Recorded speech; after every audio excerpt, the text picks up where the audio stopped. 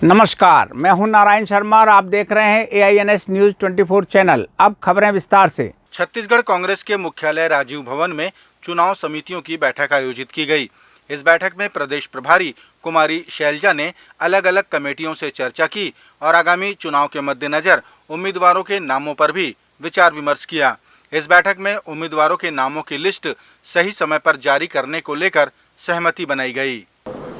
हमारी ये कमेटियां बनी हैं, सभी समितियां अपना अपना काम कर रही हैं और कोर कमेटी को अपनी जो उनकी मीटिंग है उसके बारे में जानकारी देंगे और देखेंगे कि क्या कार्य हुआ है और क्या आगे के लिए इन्हें करना है। इनकी अपने मीटिंगें हो चुकी हैं, कई मीटिंग कर चुके हैं, उसके बारे में जानकारी देंगे। आगे आने वाले समय में आप समझते ही हैं कि गतिविधियां सबकी बढ़ जानी हैं, सभी समितियों का भी काम बढ़ेगा, तो उसी बात को नज़र में रखते हुए हम आगे उनसे बातचीत करेंगे। शुक्रवार को छत्तीसगढ़ के मुख्यमंत्री भूपेश बघेल के निवास में तीजा पोरा तिहार के अंतर्गत राज्य स्तरीय महिला सम्मेलन आयोजित किया गया। इस मौके पर बड़ी संख्या में महिलाएं मुख्यमंत्री निवास पहुंची। महिलाओं ने यहां मायका के प्यार की अनुभूति होना बताया। मुख्यमंत्री ने महिलाओं को संबोधित करते हुए कहा कि समाज में महिलाओं का महत्वपूर्ण स्थान होता है।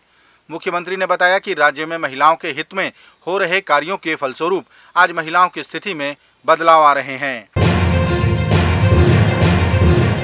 छत्तीसगढ़ भारतीय जनता पार्टी के उम्मीदवारों की दूसरी लिस्ट में देरी होने का कारण पूर्व मुख्यमंत्री डॉक्टर रमन सिंह ने बड़े नेताओं की व्यस्तता और लोकसभा के सत्र को बताया।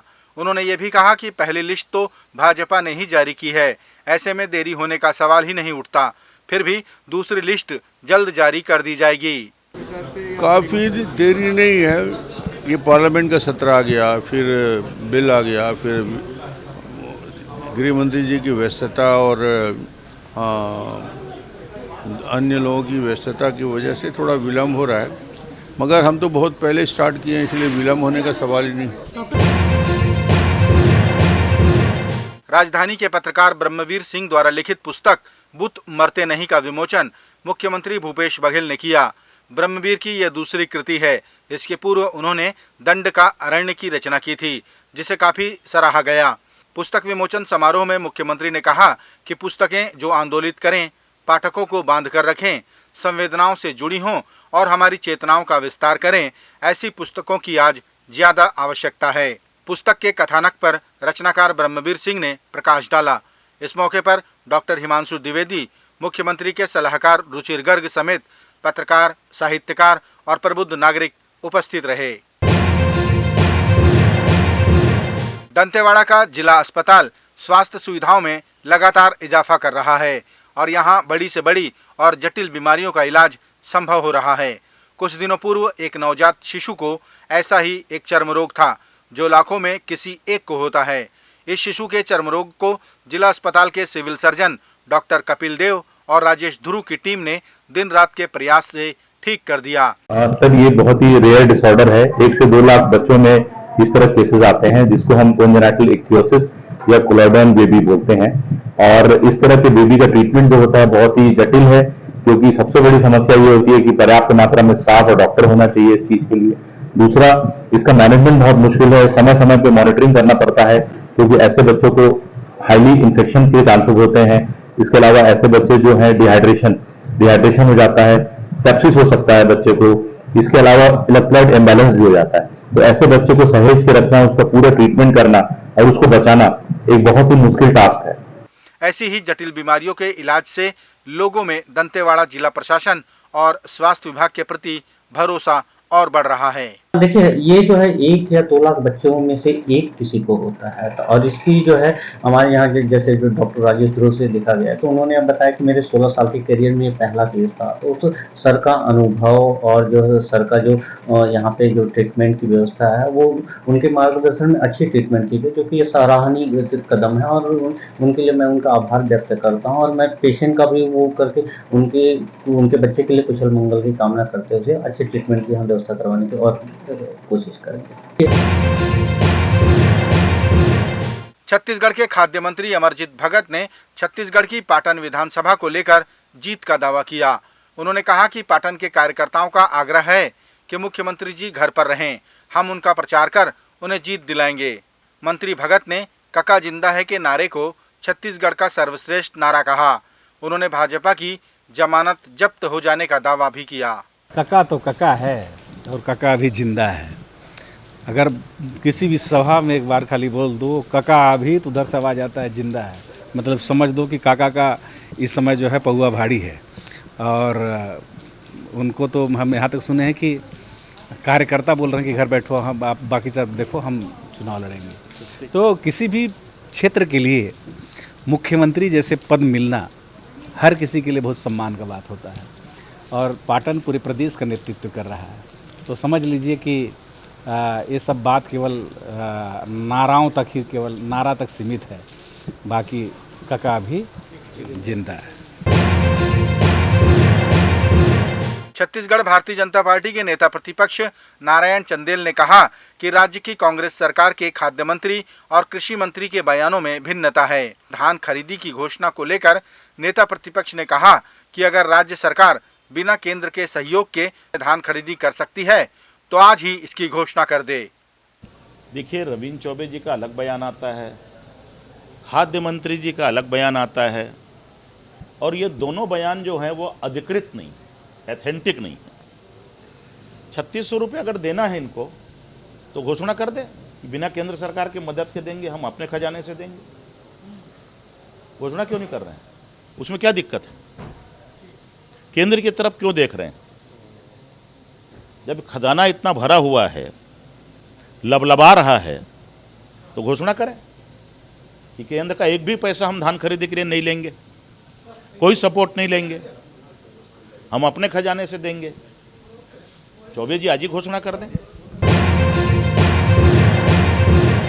छत्तीसगढ़ की राजधानी रायपुर के मल्टी लेवल पार्किंग में हुई दुष्कर्म की घटना के आरोपी भले ही पकड़ लिए गए हों, लेकिन राजधानी के बीचों बीच जहां एडिशनल एसपी का कार्यालय स्थित हो, वहां रेप की घटना हो जाना कानून व्यवस्था पर सवाल तो उठाता ही है। ये आरोप लगाया है भारतीय जनता पार्टी की विधायक रंजना साहू ने। विधायक ने कहा कि जब से राज्य में भूपेश बघेल की सरकार आई है, तब से आपराधिक घटनाएं बढ़ने लगी हैं। भीड़ भाड़ वाले इलाकों में भी दुष्कर्म जैसी घटनाएं हो जाना इस बात को प्रमाणित करता है। मानवता को शर्मसार कर देने वाली घटना छत्तीसगढ़ इस प्रदेश में फिर से छत्तीसगढ़ की राजधानी रायपुर में मल्टी लेवल पार्किंग में एक नाबालिग बच्ची के साथ सामूहिक दुष्कर्म हुआ। और आश्चर्य की बात यह है कि यहाँ पर एएसपी का दफ्तर भी है। ये क्या हो रहा है इस प्रदेश में? यहाँ के माननीय मुख्यमंत्री जी इन गंभीर ऐसे मसलों में बोलने को तैयार नहीं है और इसके बजाय ऐसे गंभीर मामलों में पर्दा डालने में ये बड़े माहिर हैं।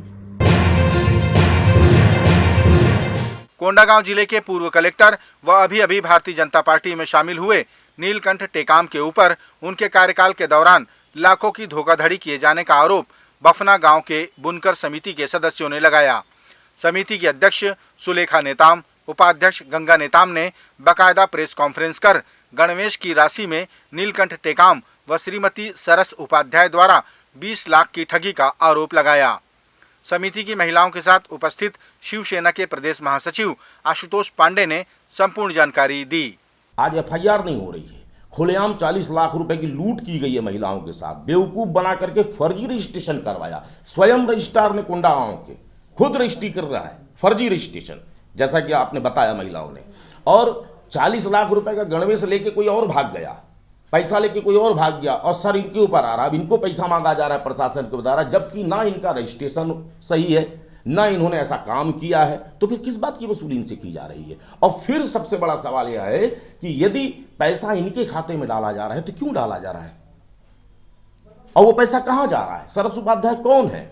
माननीय पूर्व जिलाधीश महोदय क्यों इनको साथ में लेके घूमते रहते थे? क्यों माननीय जो है उनके पर्सनल गाड़ी को उपयोग करती थी? और आज भी संभवतः सुनाई में आ रहा है कि उनके साथ ही कार्य चल रहा है। तो इस पे भी बड़ा सवाल है। और माननीय पूर्व जिलाधीश महोदय इस समय बगल में चुनाव लड़ रहे हैं और यहां पर उनके कार्यकाल में करोड़ों के घोटाले हुए, अनलिमिटेड घोटाले हुए, जिनका आज तक कोई जवाब देना प्रशासन के लिए संभव नहीं। और दुखद बात यह है कि भारतीय जनता पार्टी के राज्य का कार्यकाल का घोटाला आज कांग्रेस के कार्यकाल में भी घोटाला ही बना हुआ है, उस पर आज तक 1 रुपए का कार्रवाई नहीं हुआ। आज ग्रामीणों के साथ लूट हो रही है। महिलाएं कैसे देंगी 40 लाख रुपए? आप बताइए मुझको, ये 40 लाख रुपए कैसे देंगी? ये कहां से कपड़ा ला के देंगी? जब खुद जिलाधीश और साथ में एनजीओ वाले मिलकर के दलाली कर रहे हो, लूट कर रहे हो, तो जनता को कहीं से राहत नहीं मिल रही है। राजनीति खेल रही है, अफसर कोंडागांव के लूट रहे हैं। ये इसका सबसे बड़ा उदाहरण है, जिस लूट में स्वयं जिलाधीश से लेकर के प्राइवेट एजेंसी तक शामिल है। और आज हमारे जिला की महिलाएं दर दर भटक रही हैं। ना 1 रुपए की कमाई हुई, ऊपर से आरोप अलग लगा और सरकारी षड्यंत्र में भी फंसेंगे। तो ये थे आज के प्रमुख समाचार। आप देख रहे थे हमारा लोकप्रिय यूट्यूब चैनल AINS न्यूज़ 24। अब हमें इजाज़त दीजिए। कल तक रोजाना की ताज़ा खबरों के लिए आप देखते रहिए हमारे लोकप्रिय यूट्यूब चैनल AINS न्यूज़ 24 को। हमारे यूट्यूब चैनल को लाइक और सब्सक्राइब करना ना भूलें। नमस्कार।